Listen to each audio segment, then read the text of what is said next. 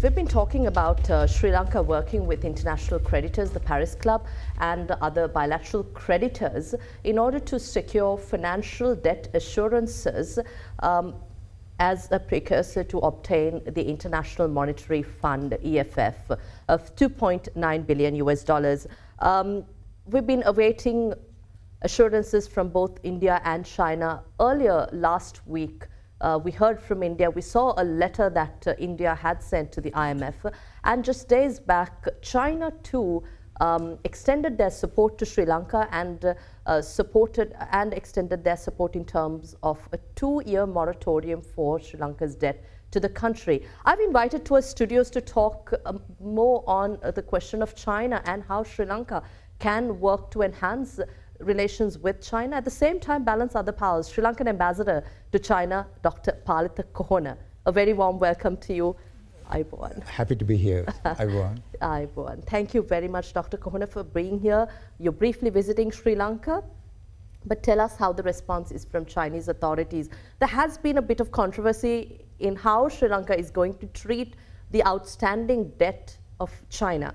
The Chinese Exim Bank has lent Sri Lanka some $2.83 billion US, which is about 3.5% of total Sri Lankan debt. But you've continuously said Sri Lanka's debt to China is less than 10% of overall debt. What is the status of the outstanding debt that is to be dealt with? And will China work with the International Monetary Fund as per information and engagements you've had with the authorities there, Dr. Kohona? China has said publicly that it will work with Sri Lanka in addressing Sri Lanka's financial problems. And I have no doubt that they will do it with all sincerity. So the details are not available to us at this stage as to what has happened in the discussions with our financial people and the Chinese financial people. But I'm confident that China will comply, will stay with what it has already said in public, which is basically that they will work with Sri Lanka in addressing Sri Lanka's difficult financial situation. There have been questions about treating China as an equal creditor of the island, that there be equitable debt treatment. Why are these controversies? Where are they coming from? There is fear among the Indians and the Americans that China will have the upper hand in obtaining advantage over Sri Lanka's situation. Has there been any demands? How much advantage can China have in this situation? China, we owe only about 10% of our external debt to China. We owe much more to international financial institutions. So what is the advantage that China can get in this situation? Asking Sri Lanka to deal with China and other creditors fairly, do you think there have been any requests from the Chinese side to you or any other authorities? No, but there's been no request to act in a particular manner or not act in a particular manner. We know that Sri Lankan financial authorities are talking to the Chinese financial authorities, and we expect that some resolution will be reached sooner or later. Just days back, China did say through China's Exim Bank that they will provide support to Sri Lanka's bailout package. Now, this also comes with a 2-year moratorium, debt moratorium. With that, do you think China will be wary of lending Sri Lanka more funds where necessary? That remains to be seen, because we do not know where we will come out of all these talks. And then, of course, there are some very hard negotiations to be pursued. So let's hope that the negotiations will result in an outcome that is satisfactory from Sri Lanka's perspective. China has been a major partner of infrastructure development and investments. Going forward, do you see China working or collaborating with Sri Lanka for new projects, given that Sri Lanka is managing and has to deal with this debt issue and requiring assurances from other countries? There are two elements here. One is state-to-state funding provided by China. And in the area of infrastructure, in the past, China has extended a considerable amount of funding and assistance to Sri Lanka to build roads, highways, harbors, airports, etc. Then there is also the private sector investment. Previously, that was not a major part of Chinese funding flowing into Sri Lanka, but in the future, we hope that private sector investment will play a big role, because China now has considerable amount of surplus investment capacity. It also has expertise in a large number of areas. I have been around China and I've seen their technological prowess. So now the effort is to encourage Chinese companies to invest in Sri Lanka, so that there will be industrial investment undertaken by Chinese in Sri Lanka, not only to supply the local market, but also to supply the regional market, and perhaps even supply China itself.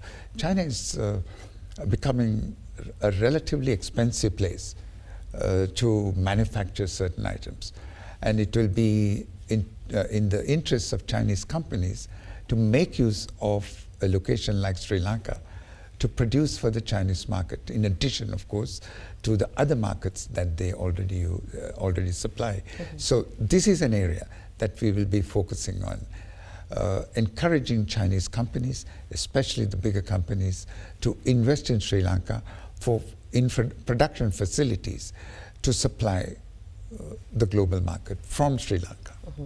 Has there been any interest or already projects ongoing, discussions ongoing related to that? I must say that we have been discussing with a number of Chinese companies about the possibility of producing solar panels in Sri Lanka, steel in Sri Lanka, fertilizer in Sri Lanka, etc. But these discussions have not reached their final stages, and I hope that we will be able to encourage many Chinese companies to locate their offshore facilities in Sri Lanka. Mm-hmm. Just last year, we ended close to 750,000 tourists throughout the entire year, which is far less than what we'd expect, but better than anticipated, given the challenges Sri Lanka faced amidst an economic crisis, a fuel crisis. But China is now open. No restrictions, COVID-related restrictions. So how do you assess the potential for the growth of Chinese travel market in Sri Lanka? China was, before 2020 to in 2019, the biggest source of tourists in the world. 169 million Chinese traveled somewhere. Unfortunately, at the time, we received only about 265,000 tourists.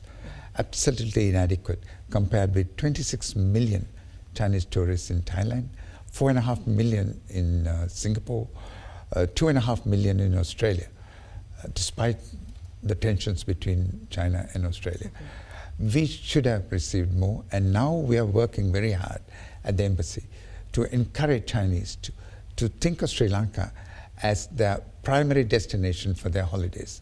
If we can get even a fraction of the Chinese who intend to travel this year and the next year, I think many of our problems will be resolved. Many of our problems will be resolved. Yeah. But what's really keeping the Chinese tourists away from Sri Lanka? If they travel so much, so in such large numbers back in 2019, what did we not do to attract that number to Sri Lanka? I think that's a very interesting question, and we need to examine where we faltered. My personal views are there, but I think we need to promote Sri Lanka more, promote it as a friendly destination, a destination where they can come with themselves and with their families and take back happy memories. I think traditionally Sri Lanka focused on the European market, and that market is very different to a Chinese market. Just to give you one example, Chinese are not particularly attracted to the beaches. Chinese like to keep their skins light rather than tanned. So we need to move away from that Europe-based promotion of Sri Lanka to a different way of promoting Sri Lanka. Sri Lanka has high mountains covered with tea, and the Chinese love our tea. We have gems and jewelry, which again which are very popular with the Chinese. Then, of course, we have the historic religious connection with China, the Buddhist connection. And wherever I had traveled, and I've traveled to 16 provinces, there is an urge to travel somewhere. Now that China has opened up, thousands of Chinese, hundreds of thousands, will immediately head to some destination overseas. And what we need to do is to promote Sri Lanka from the perspective of the Chinese and get them to come here as their preferred destination. And as you know, China at state level has listed 20 countries for Chinese tourists to travel to, Chinese groups to travel to. And then Sri Lanka is one of them. So out of the 20 listed, Sri Lanka is one of them. And I'm very pleased that our efforts have paid off to some extent. But now we can't rest on our laurels.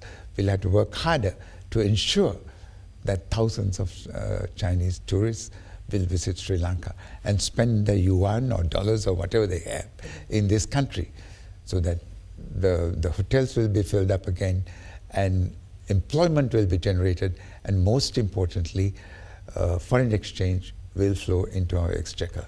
I would also like to mention that we are in the middle of the Chinese New Year. The year of the rabbit is just about to begin, and thousands, millions of Chinese will travel at this time to visit their families or on holiday. So I take this opportunity to wish all my Chinese friends a very happy New Year and a prosperous year of the rabbit. Tu Niang Kwai Le. Thank you very much, Dr. Kohona, for your time here at our studios. Thank you very much for this opportunity.